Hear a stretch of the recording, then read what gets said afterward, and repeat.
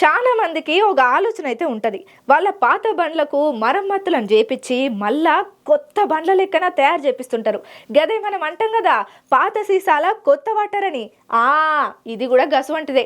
అయితే ఇట్లా తయారు చేయించుకునే బండ్లల్లా ఒక్కొక్కలది ఒక్కొక్క తీరు, ఎవల ఆలోచనలకు తగ్గట్టు గాళ్ళు. అయితే అట్లనే ఒక అన్న ఆయన ఆటోకు మాడిఫై చేసిండు కదా అంటే వాహ్, ఒక్కసారన్నా అన్న ఆటో ఎక్కాలనిపిస్తుంది. గీ అన్న ఆటో చూసినా ఎవ్వలకైనా లగ్జరీ బస్సు ఏమాత్రం తక్కువ కాదనిపిస్తుంది అన్న ఆటో చూస్తే.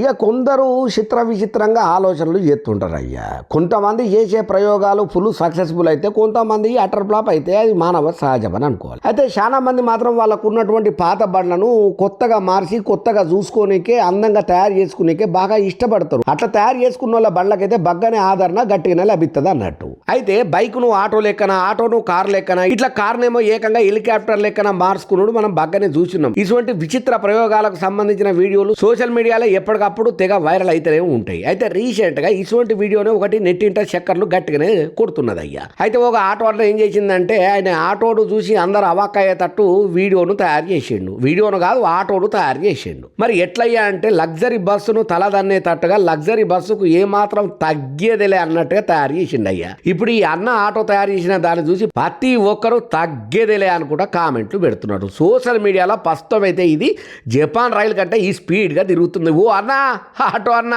నీ ఆలోచన సూపరే, మస్తు చేసుకున్నవే, ఏమన్నా తెలివా అనేది.